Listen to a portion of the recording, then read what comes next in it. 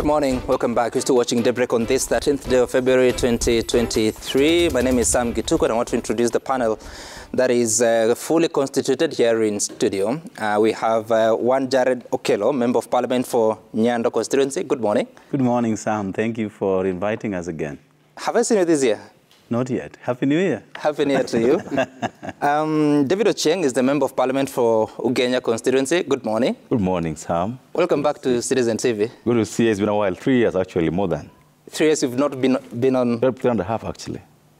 On the show? Yes. What was going on? You know what was going on. Was the camping? You don't want me to say what's going on. Okay, all right. I know what that means. We have Robert Mbui, Member of Parliament for Kathiani. He's also the Deputy Minority Leader at the National Assembly. Good morning. Yeah, morning, Sam. And thanks for having us here. Welcome back. Thank you. A lot of things have been happening within your coalition. You'll be telling us about it. And also the constituent parties of your coalition now. Geoffrey Wandeto, Member of Parliament for Teto constituency. Good morning. Good morning, Sam, and thanks a lot for having me and for inviting this distinguished panel. It's also been 2 months since I was last here, and very, very looking forward to a robust conversation where we can be able to explain to our people where we are, and what we need to do. Okay, all right. A very interesting discussion that we'll have here even as Parliament prepares to resume sittings tomorrow. And I want us to begin by looking at the latest in the papers on the Standard. Is Ruto on path to absolute power? President William Ruto's plan to control Parliament is evident with moves to co-opt members from the opposition, with the House resuming tomorrow. And now with a supermajority, it will be a walk in the park for the president on passing legislation and blocking oversight. That's what the Standard is reporting.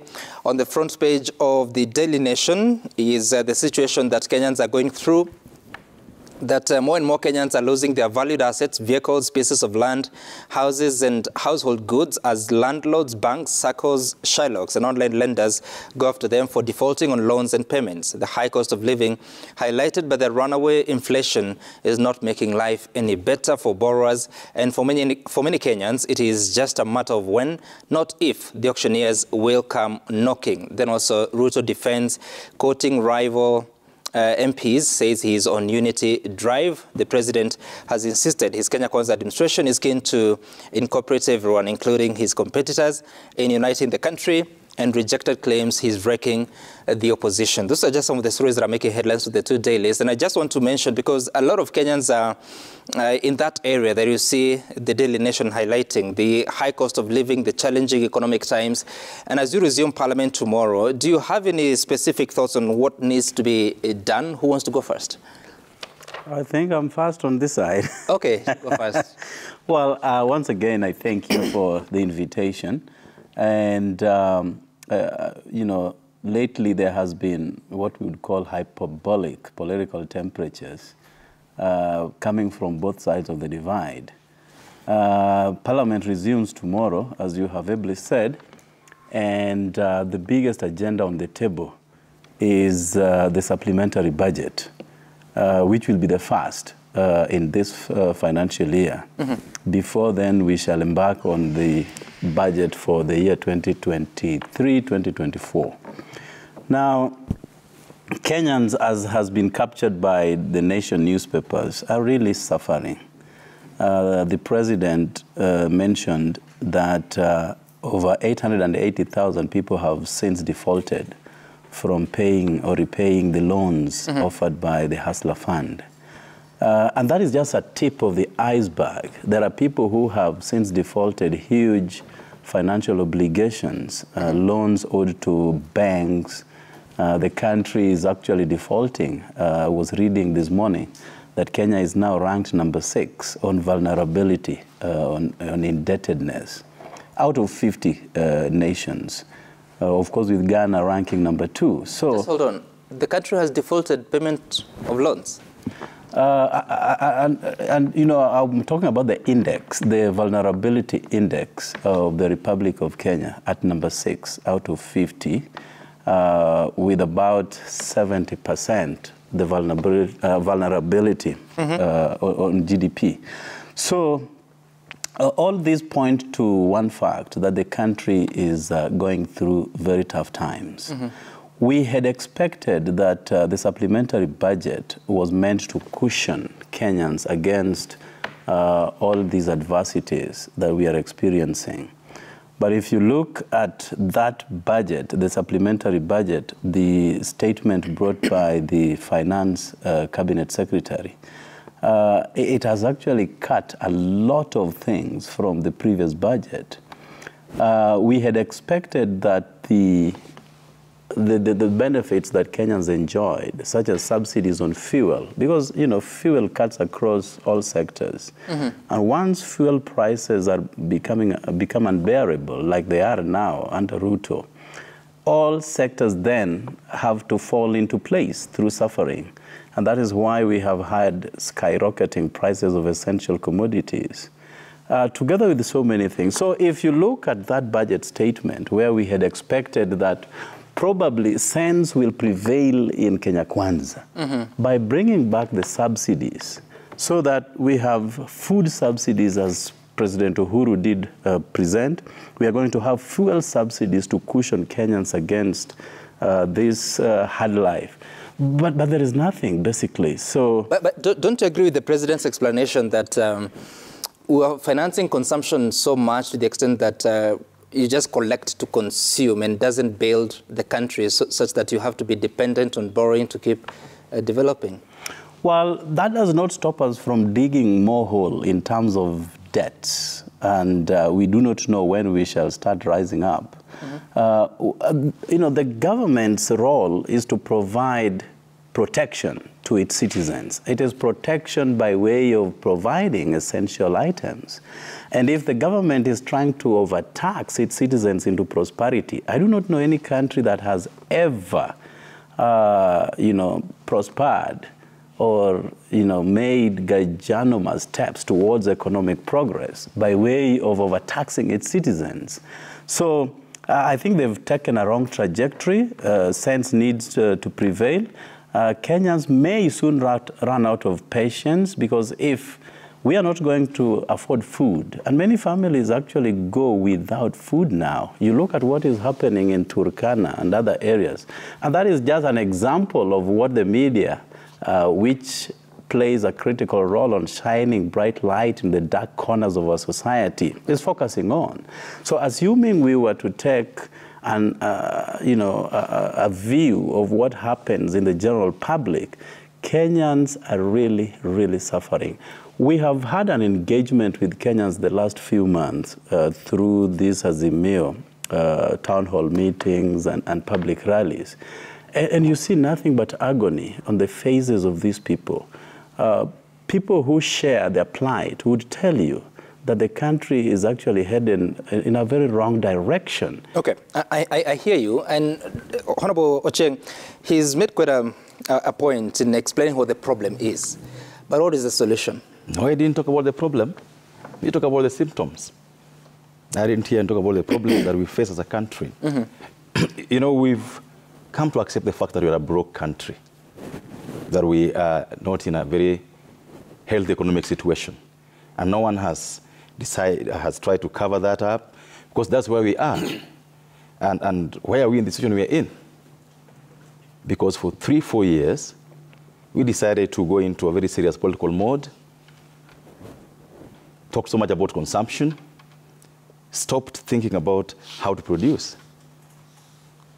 And so I want to agree with the fact that Kenyans are suffering. Mm-hmm.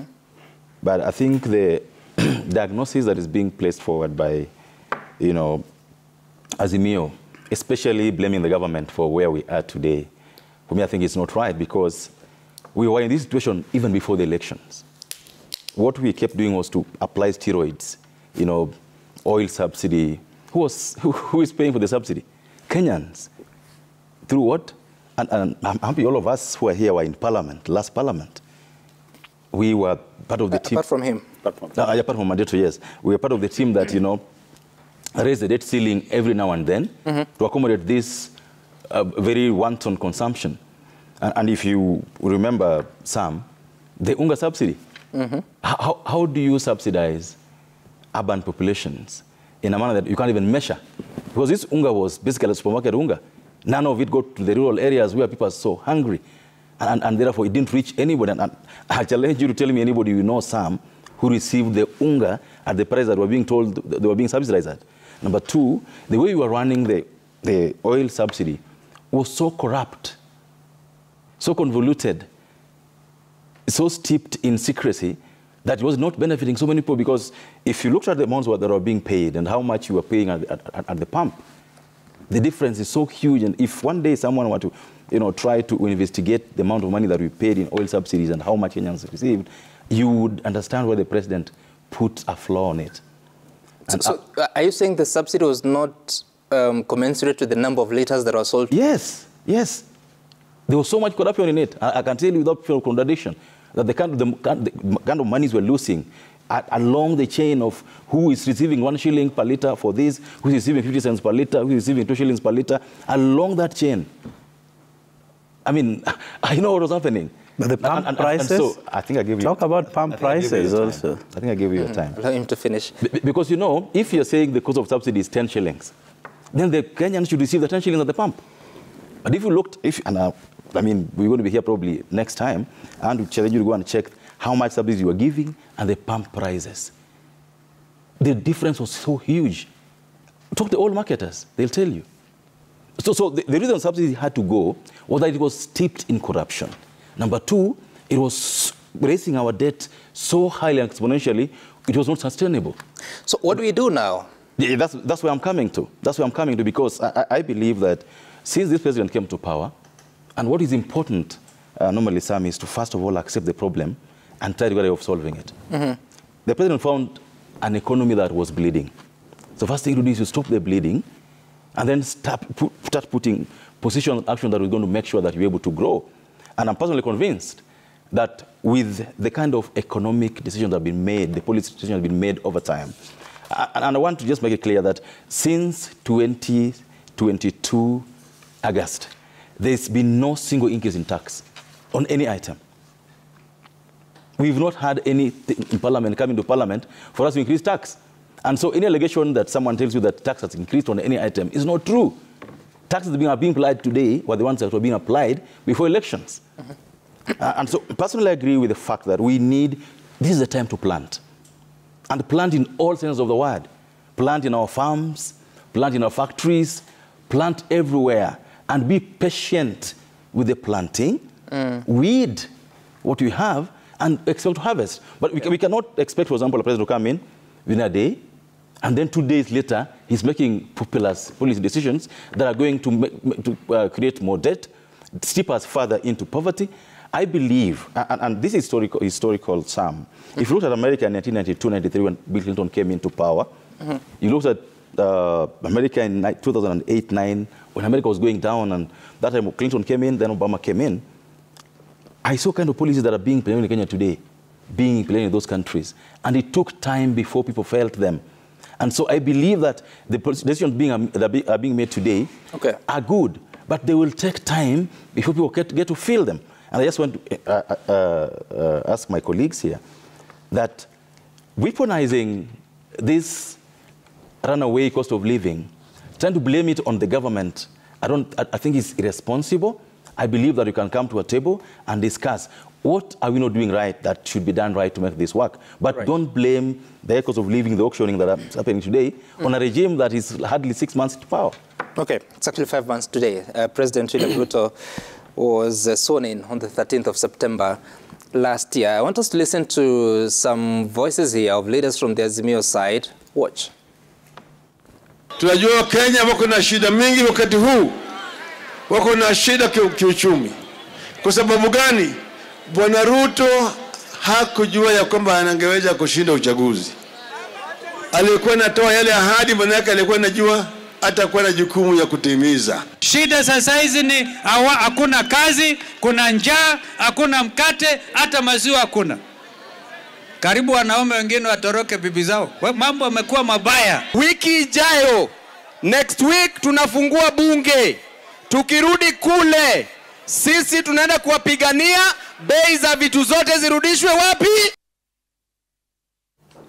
So now it is tomorrow, Honorable Mbui. What exactly will you be doing to ensure that this cost of living comes down? Sam, let me just begin by saying that when I listen to my colleague here, the Honorable David Ochieng, it's like he's just come from maybe some other planet, because it's a very strange change of heart. We were here during the campaigns, and we listened to what Kenya Kwanza told Kenyans. They told us that the problem that Kenya was facing was because Uhuru, the former president, and Raila shook hands. And they said, oh, you know, the problem is because these people are interested in the constitutional change, and they're not concentrating on saving the country. And they told us that immediately after the elections, once he swears by the Bible, within 100 days, Kenya will change. Prices will come down. You know, he'll improve the economy. The hustlers at the bottom will be raised to the top. The Bamamboga, the border borders. I mean, that was a language. But now, look at today's headline. That is about 5 months after the election. The headlines are telling it all. In fact, these two papers are saying the truth. Nation is saying we're in dire straits. The country is in trouble. And Standard is saying Ruto is on a path to absolute power. What is he doing? Looking to get members of parliament from the opposite side so that they can make sure that there's a cover-up on the problems that Kenyans are facing. And it's very unfortunate. So for me, I think that one thing we must do from the beginning is we have to be honest. I wish that the things that they're telling us now were the same things they spoke just before the elections. Because I listen to politicians and wonder, even you speak from two sides of the mouth. If you say that the problem is Uhuru, explain to us how Uhuru is affecting the prices now.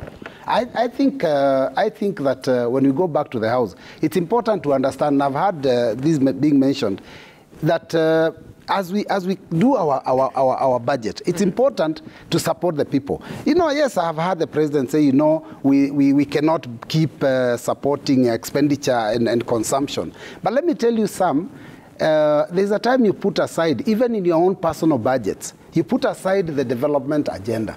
You want to build a house for rental, or you want to build a bigger house, and there's not enough money, you stop that project for a while. Because you must go sometimes for the soft kill. Right now, basic needs is what people need. They need food, housing, and very basic things, you know. School. And they need to pay fees for their children. That is what Kenyans are suffering from. Now, if you're going to say that we continue thinking about development, and the people are hungry, what if they all die? Who will drive on those roads? So let's just be realistic and say that there is a problem, and people require some kind of support, and that is in subsidy. We subsidize fuel. We subsidize, even that consumption of food. I think it's not a bad thing, because we are going through a very serious drought. Is this something you're able to do as a parliamentarian? Yes, it is something that we are able to do. How will you do that? But it's difficult now because our members have been bought by the other side. It's going to be very difficult. Unfortunately, Sam, this is what happens. The reason why... Wait a minute. You're an MP. Yes, I am. I will speak when what I'm saying here, I'll say it on the floor of the House. But you see, at the end of the day in Parliament, the decision is taken once we put whatever it is to the vote. And the minority will have their say, but the majority will have their way. This is where the unfortunate problem is. So when you see a regime that is hell-bent on buying members from the opposite side, then it means that they want to push the agenda through, and the agenda may not be necessarily good for the people. Because if you're proposing good ideas, why do you need an absolute majority in the House? Why do you need a majority in the House?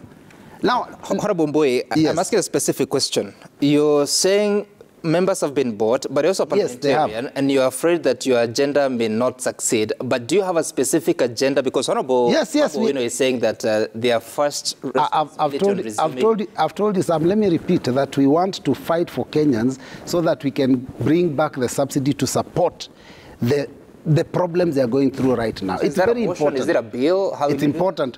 We'll go through the processes of discussing it on the House. When the supplementary budget comes through, we are going to push our agenda. We will, you know, anytime that right now this thing is in committee, committees are discussing it. Once it comes on the floor and through the committees, we can always make amendments. But the reality is this: that we need to fight for our people. It is not business as usual. Let us find a way by which we can accommodate and support our people. Okay, I'll get back to that. And there's a question that Honorable Cheng is asking about MPs who've been bought. I'll give an opportunity to respond to that. I can right now. No, no, not now. Honorable Wandeto, so tell me. I'll give you the list even. Please compile it. I want to see the list. This is the first time, I mean, it's your first time to be an MP, first time rather. And when you listen to all these concerns, you told people, you promised people on the campaign trail, how different is it between that time and now that you're already on the seat to implement some of those good ideas that you had?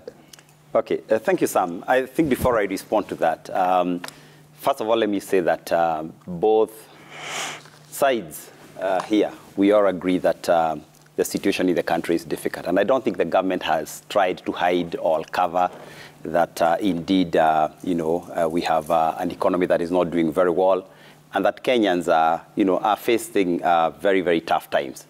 I think where we differ is on the response, because my colleagues and I, listening to Jared and Robert, I was realizing it's actually very simple to be in opposition, because all you do is to criticize. And criticism is the easiest thing. When you challenge them to offer solutions, you could see they fumbled. Because it is not very easy. Some of the problems that we're facing in this country are not simple problems. They are not problems that can be resolved overnight. They are problems that will take months or even years of careful planning and careful implementation. And that is why, to go back, if you look at what the president did when he assumed power, and you have right to say this 5 months now, which is a very, very short time to expect any miracles, he immediately did away with the consumption subsidies, and instead opted to put money in the production subsidies. So we find ourselves, Sam, is we are basically reaping maybe what we sowed over the years. And you can see the people who actually we need to hold responsible. It's just that we do not want to be a blame game government. Will be the people who are running this government, because we are basically reaping what we sowed as a country, over the previous months. But the Kenya Kwanza government is very, very determined to fix this economy. And you will be seeing, some of the measures that the president has been taking, basically to ensure that we streamline expenditure. We introduce things like the Hustler Fund, matters around subsidized fertilizer.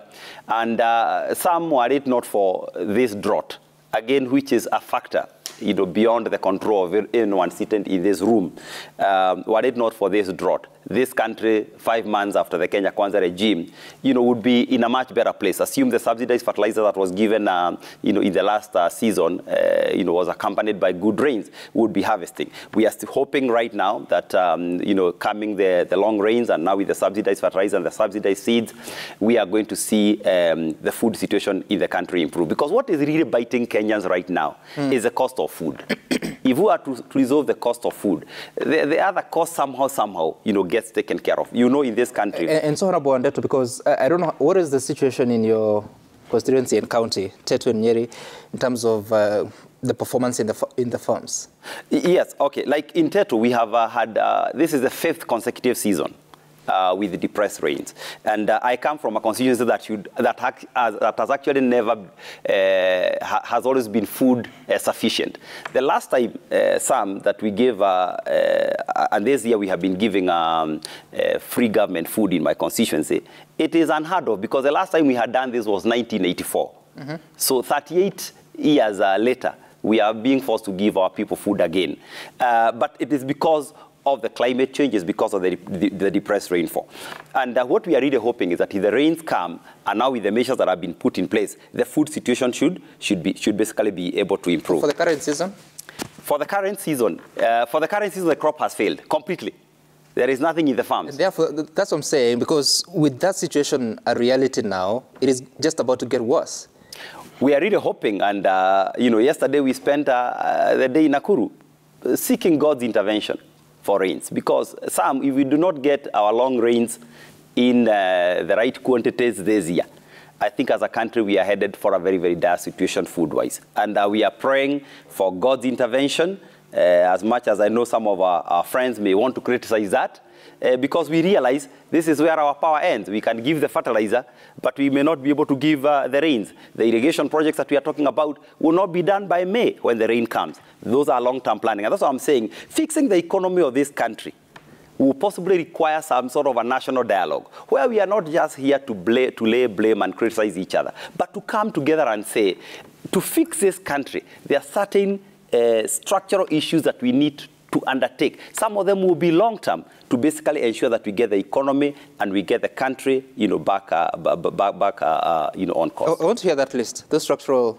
adjustments that you want to put in place. Well, of course, we know things like this country has runaway debt, for example. That is something we need to basically address and say, how do we start living within our means?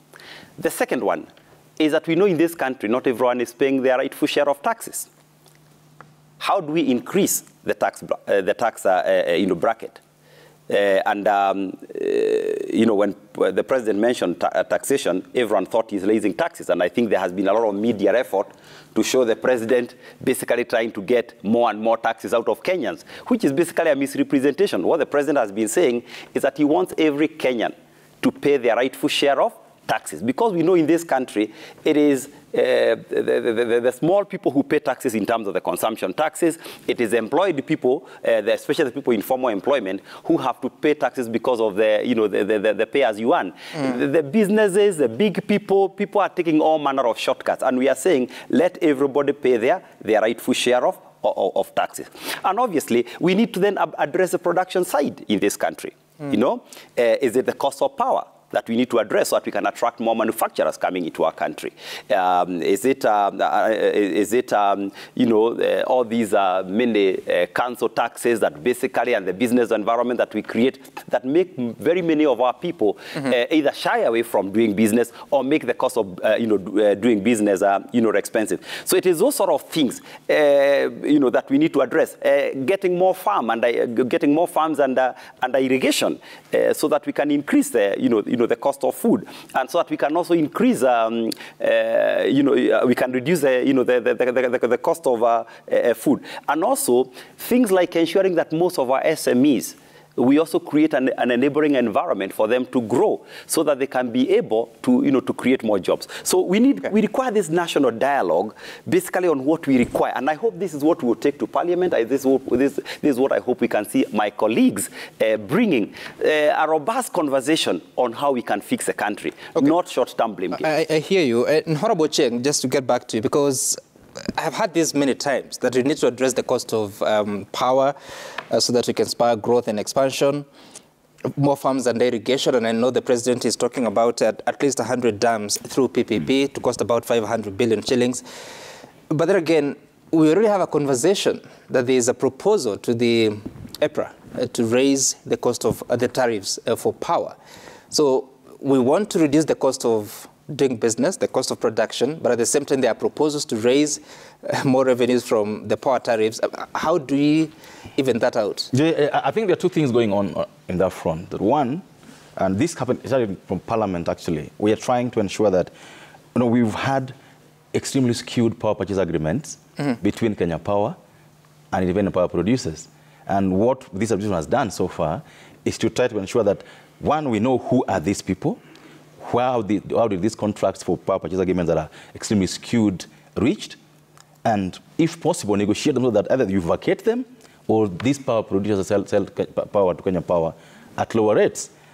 That is the first division that I know that is being made. Number two is that, again, the way we've run our power production in the country, and it's the same thing I've talked about, Sam. We've run Kenya Power for a long time, again, on steroids. Pumping, dialysis of Kenya Power, hoping that along the way it won't die, that through that it's going to rise. After some time, the body refuses. And so I believe that there's going to be a radical surgery on Kenya Power. A radical reform on Kenya Power to ensure that before, and this happens a lot if you want to make change, that before power goes down, it definitely will have to go up a bit for like a year, and that I can tell you for sure. as the reforms on Kenya Power are being made, because we've made a mistake for a long time as a country, that you have a monopoly in power supply, Kenya Power. And before Kenya Power is reformed to be a profit and business-oriented entity, it's difficult to possibly reduce the cost of power. And I've seen the reforms that are being proposed. Some, we will feel pain for a short time before we feel better. And I can tell you this for sure, that all the things that are going to be done for the next 3, 4, 5 months definitely will not bring down the cost of living by stroke of the pen. And I don't think I even want to pretend that the cost of food will go down tomorrow. I just need to insist that we will feel pain for a while before we feel better, because we need to make these very important decisions, very painful ones. Kenyans must prepare for them. I mean, because if you lie to Kenyans in rallies that, oh, this person who is refusing to give you free food, there's this person who is refusing to give you free oil, there's this person who is refusing to give you free, I mean, it is wrong. Let's be, as leaders, I believe Sam, we must be responsible. My friend Jared here, my friend Bui here, know that government is run on our taxes. If they are not there, we will have to borrow. But we've reached very high levels of borrowing that if we keep borrowing, we risk running this country bankrupt. We risk going to where it's going. And I wish that you'd have gone further on the issue of how did Ghana get where it got. We can't be comparing ourselves with Ghana, and we are not comparing the situation that happened in Ghana before it got where it got. We need to accept the fact that there are things that were done wrongly, that if we don't reverse them, being populist and saying that we must do this and that without looking at each other on our eyes and say, this is wrong, this has to be reversed, and we have to agree together that we must feel this pain for a while before we get better. Okay, all right. I want us to take a short break here. On the break, when I come back, we'll be speaking about more on the latest in the world of politics, but also what has been said. We know that former President Uhuru Kenyatta has just about a month to hold any position in a political party, because the law requires that 6 months after he should cease holding any office. What has been happening within the Jubilee Party? What happens? What's the future of that party, but also the future of Azimio Coalition? Stay tuned. We're back in a moment.